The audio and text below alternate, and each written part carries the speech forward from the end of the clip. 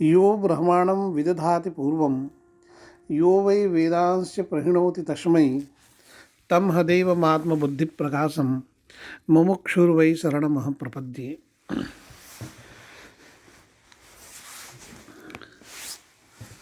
पंचलक्षणी के पंचम लक्षण का विवेचन हमने प्रारंभ किया था। अब पांचों लक्षणों का एक तरह से उपसंहार प्रारंभ किया जा रहा है। लगभग उनका जो व्याख्यान था पांचों लक्षणों का वो किया जा चुका है। अब इसमें जो उपसंहार वाला अंश है वो मथुरानाथ जी विवेचन करते हुए कहते हैं कि सर्वाण्येव लक्षणानि केवलान वही अव्याप्त्या दूषयति। पंचलक्षणी के जो पांचों लक्षण हैं उन पांचों लक्षणों का केवलान्वयी स्थल पर दोष होता है। केवलान्वयी स्थल पर इसलिए दोष है कि इदम वाच्यम ज्ञेयत्वाद इस स्थल पर साध्याभाव अप्रसिद्ध हो जाता है। प्रथम लक्षण में जैसा कि साध्याभाव अवृत्तित्वम ये पहला लक्षण है, यहाँ पर साध्याभाव वाच्यत्वाभाव होगा, तो वाच्यत्व सर्वत्र विद्यमान होने से वाच्यत्वाभाव कहीं नहीं रहेगा और उसका कोई अधिकरण भी नहीं मिलेगा। दूसरा साध्यवद भिन्न साध्याभावद अवृत्तित्वम में साध्यवद वाच्यत्ववत ही सकल जगत हो जाएगा, तो वाच्यत्ववद भिन्न भी कुछ भी प्राप्त नहीं होगा, वाच्यत्ववद भिन्न कुछ मिलेगा नहीं। और आगे तृतीय लक्षण में भी साध्यवत प्रतियोगिक अन्योन्याभाव सामानाधिकरण में साध्यवत प्रतियोगिक अन्योन्याभाव का जो अधिकरण वह यहाँ पर वाच्यत्ववन्न इस तरह का अन्योन्याभाव होगा और वाच्यत्ववत ही सर्व जगत पूरा जगत हो जाने से जो है वाच्यत्ववन्न यह भेद अप्रसिद्ध हो जाएगा। चतुर्थ लक्षण में भी सकल साध्याभाव निष्ठाभाव प्रतियोगित्व है, तो यहाँ पर भी साध्याभाव जो है वाच्यत्वाभाव है, साध्याभाव यहाँ पर अप्रसिद्ध हो जाएगा। पंचम लक्षण भी तृतीय लक्षण की तरह ही है, उसमें भी वाच्यत्ववद भेद जो है अप्रसिद्ध होने से इस तरह से केवलान्वयी स्थल में पांचों लक्षण की अव्याप्ति हो जाती है। इसीलिए जो है इस लक्षण को स्वीकार न करके फिर सिद्धांत लक्षण जो है इसके लिए बनाया गया है। तो पंचानाम सर्वाण्येव लक्षणानि केवलान्वयी अव्याप्त्या दूषयति केवलान्वयन्य भावादिति पंचानामेव लक्षणानाम इदं वाच्यं ज्ञेयत्वाद इत्यादि व्यापवृत्ति केवलान्वयी साध्यके द्वितीयादि लक्षण चतुष्टयस्य तु कपिश योगा भावान सत्वाद इत्यादि व्यापवृत्ति केवलान्वयी साध्यके पिछा भावाद इत्यर्थः। और जो प्रथम लक्षण को छोड़ करके द्वितीय आदि लक्षण है, द्वितीय तृतीय चतुर्थ पंचम इत्यादि जो है, इन स्थलों पर कपिश योगा भावान सत्वाद इस अव्यापवृत्ति जो केवलान्वयी साध्यक है वहाँ पर जो दोष हो जाता है। प्रथम लक्षण में इन्होंने जो है निर्वच्छिन्नत्व का प्रवेश कर दिया था, इसलिए प्रथम लक्षण को त्याग करके द्वितीय आदि लक्षण के बारे में चर्चा कर रहे हैं, क्योंकि निर्वच्छिन्न अधिकरण जो है वहाँ पर कुछ नहीं मिलेगा। जैसे कि हम प्रथम लक्षण ले लेते हैं साध्याभावाधिकरण निरूपित वृत्तित्वाभाव व्याप्ति और स्थल है कपिश योगाभावान सत्वाद, तो कपि संयोगाभाव यह साध्य हो गया और साध्याभाव हो गया कपि संयोगाभावाभाव और कपि संयोगाभावाभाव कपि संयोग स्वरूप हो गया और कपि संयोग का निर्वच्छिन्न अधिकरण जो है क्या कहते हैं कि कपि संयोग का निर्वच्छिन्न अधिकरण जो है ये आप नहीं ले सकते जो है द्रव्य को, तो इस तरह से कपि संयोग का निर्वच्छिन्न अधिकरण ही अप्रसिद्ध हो जाएगा। एक यहाँ पर जो है निर्वच्छिन्नत्व विशेषण दे जाने पर यहाँ पर ये दोष लगता है। दूसरी बात यह है कि प्रथम लक्षण में अन्येतु और परेतु इस तरह का जो है एक लक्षणांतर की चर्चा उस प्रसंग में की गई है, तो उस लक्षण को स्वीकार कर देने पर जो है वहाँ निर्वच्छिन्नत्व आदि विशेषण नहीं देते हैं, इसलिए प्रथम लक्षण का परित्याग करके इन्होंने द्वितीय आदि लक्षण को जो है वहाँ पर दोष होगा, यह मथुरानाथ जी का कहना है। तो द्वितीय आदि लक्षण में जो है हम देखते हैं साध्योद भिन्न साध्याभावद अवर्तित्वम, यहाँ पर तो साध्य हो गया कपि संयोगाभाव, तो साध्यवत, क्योंकि कपि संयोगाभाव जो है केवलान्वयी है। कपि संयोगाभाव जो है सर्वत्र विद्यमान होता है, वह द्रव्य में भी होता है, गुण में भी, कर्म में, इस तरह से सभी जगह विद्यमान होने से कपि संयोगाभावत समस्त जगत ही हो गया। तो तद भिन्न कुछ न मिलने से जो है द्वितीय लक्षण में यहाँ पर जो है साध्यवत भिन्न ही अप्रसिद्ध हो जाएगा। तृतीय लक्षण की भी वही स्थिति है, साध्यवत पृथ्वी को न्यून्याभाव लेना होगा, तो कपि संयोगाभावत सकल जगत हो जाएगा, तद भिन्न अप्रसिद्ध हो जाएगा। चतुर्थ लक्षण में प्रथम लक्षण की तरह जो है अधिकरण की अप्रसिद्धि यहाँ पर होनी है, क्योंकि साध्य जो है कपि संयोगाभाव है और साध्याभाव वत जो है कपि संयोगाभावाभाववत करके जो है यहाँ भी निर्वच्छिन्नत्व का प्रवेश है अधिकरण में। तो इस तरह से जो है अधिकरण की अप्रसिद्धि होगी। और जो पंचम लक्षण है वह भी तृतीय लक्षण की तरह है, वहाँ भी कपि संयोगाभाव वन्न इस तरह का जो भेद है वह जो है अप्रसिद्ध हो जाएगा, क्योंकि कपि संयोगा भाववत ही सकल जगत हो जाएगा, तो तद्भिन्न अप्रसिद्ध हो जाएगा। द्वितीय आदि लक्षण चतुष्टय से तो कपि संयोगाभावान सत्वाद इत्यादि अव्यापवृत्ति केवलान्विषाद्य के भी चाभावाद साधितावच्छेदक संबंधावच्छिन्न साहितावच्छेदकावच्छिन्न प्रतियोगिता का साध्याभावस्य साधितावच्छेदक संबंधेन साध्यवत्वावच्छिन्न प्रतियोगिता का न्यून्याभाव से अप्रसिद्धत्वात्। तो इस तरह से किस तरह क्या कहते हैं कि कपि संयोगाभावान सत्वाद में कैसे दोष लगेगा, उस दोष को यहाँ पर बता रहे हैं। साहितावच्छेदक संबंधावच्छिन्न साहितावच्छेदकावच्छिन्न प्रतियोगिता का जो साध्याभाव है, आप प्रथम लक्षण क्या कहते हैं इसको आप चतुर्थ लक्षण में ले सकते हैं, प्रथम लक्षण में भी ले सकते हैं इसको, जो है प्रथम और चतुर्थ लगभग साध्याभावाधिकरण यहाँ तक अंश इसका समान ही है। और साध्यवत्वावच्छिन्न प्रतियोगिता का न्यून्याभाव से च प्रसिद्धत्वाद, और साध्यवत्वावच्छिन्न प्रतियोगिता का न्यून्याभाव तृतीय और पंचम लक्षण है। यहाँ पर जो है साध्यवत प्रतियोगिक भेद करके कोई भेद नहीं ले पाएंगे कपि संयोगाभाव न, क्योंकि कपि संयोगाभावत ही सकल जगत हो जाएगा, तो भेद अप्रसिद्ध हो जाएगा। इस तरह से यहाँ पर अप्रसिद्धि हो जाएगी। कपि संयोगाभावान सत्वाद इत्यादो निर्वच्छिन्न साध्याभावादि अधिकरणत्वस्य अप्रसिद्धत्वाच्च। और इसमें द्वितीय आदि लक्षण चतुष्टय के साथ जो है प्रथम लक्षण में भी यह दोष जानना चाहिए कि जो है साध्याभावादि जो अधिकरण है वहाँ पर अधिकरणता में निर्वच्छिन्नत्व का प्रवेश है, तो निर्वच्छिन्न अधिकरण यहाँ पर जो है कपि संयोगाभावाभाव का जो है वह अप्रसिद्ध हो जाएगा। तो प्रथम लक्षण में भी यहाँ पर दोष है ही।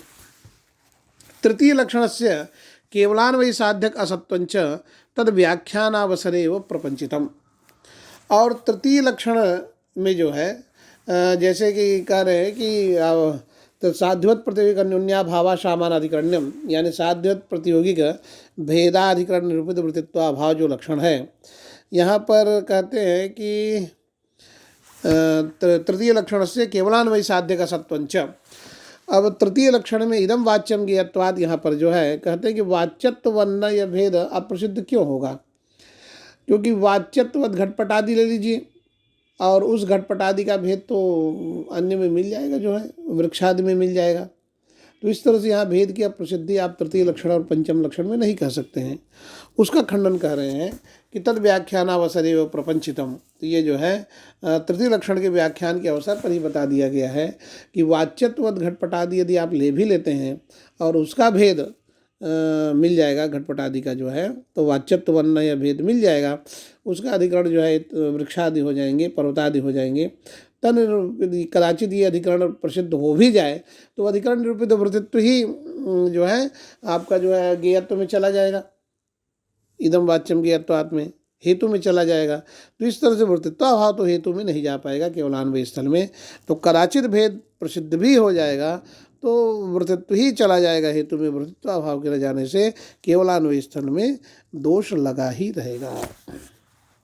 तद व्याख्यानावसरे एव प्रपंचितम एतच्च उपलक्षणम द्वितीय कपि संयोगे एतद् वृक्षत्वात् इत्यादि अव्याप्ति। और यह तो उपलक्षण है हाँ कि केवलान्वयी स्थल में ही दोष लगेगा, केवलान्वयी स्थल में दोष तो लगेगा ही, उसके अतिरिक्त भी दोष लगेगा। द्वितीय लक्षण में कपि संयोगी एतद् वृक्षत्वात् ये स्थल है, यहाँ पर जो है अव्याप्ति हो जाएगी। क्यों? क्योंकि साध्यवत भिन्न साध्याभावत अवृतत्व इस लक्षण में साध्यवत कपि संयोगवत जो है तदवृक्ष हुआ, तद भिन्न जो जलादि होते हैं, तद भिन्न जो जलादि होते हैं उसमें रहने वाला जो साध्याभाव है, उसमें रहने वाला जो साध्याभाव होगा आपका कपि संयोगाभाव है यहाँ पर प्रकृति में, तो उस कपि संयोगाभाव का अधिकरण जो है जलादि ही होते हैं, ऐसा मान करके वहाँ पर जो है लक्षण समन्वय किया गया है, उस पर आक्षेप कर रहे हैं। अधिकरण भेदे न भाव भेदे माना भावे न कपि संयोगवद भिन्न वृत्ति कपि संयोगाभावति वृक्षे तद वृक्षत्व से वृत्तित्वात्।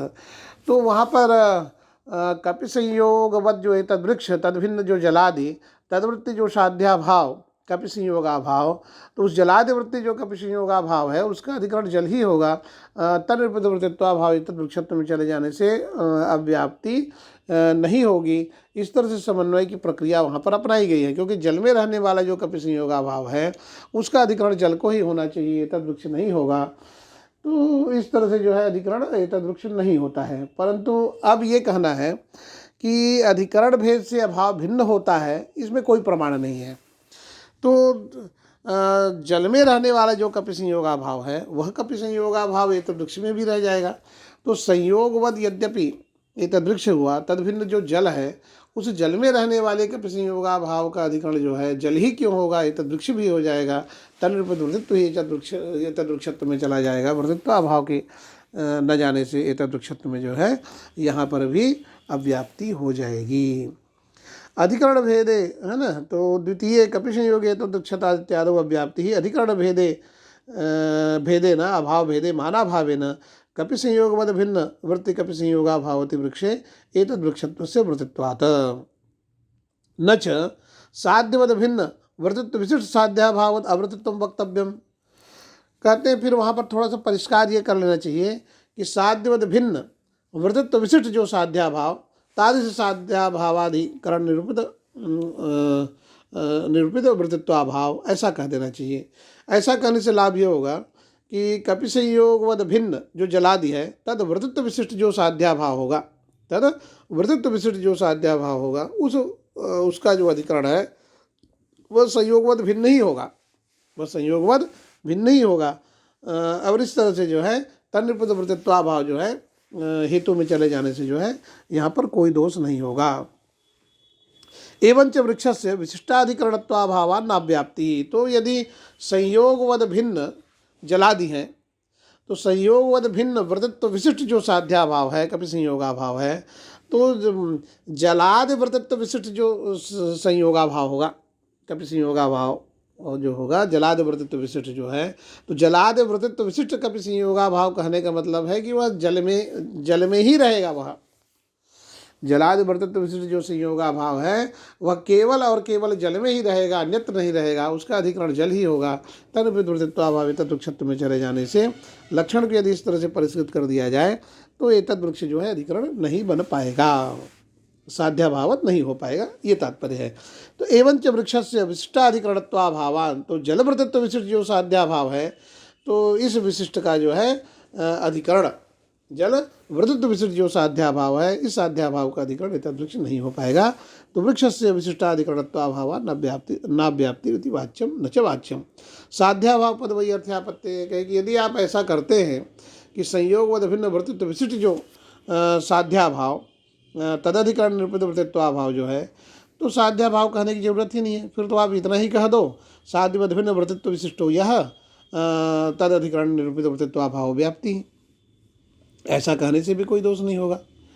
हाँ, तो कहेगी कपि पर्वतो वहनिमान धूमात में जो है अव्याप्ति हो सकती है। साध्यवद भिन्न वृत्तित्व विशिष्टवद अवृत्तित्वस्यैव सम्यक्त्वात्, तो साध्याभाव पद को हटा देते हैं और साध्यवद भिन्न वृत्तित्व विशिष्ट वद अवृत्तित्व इतना ही कह देते हैं।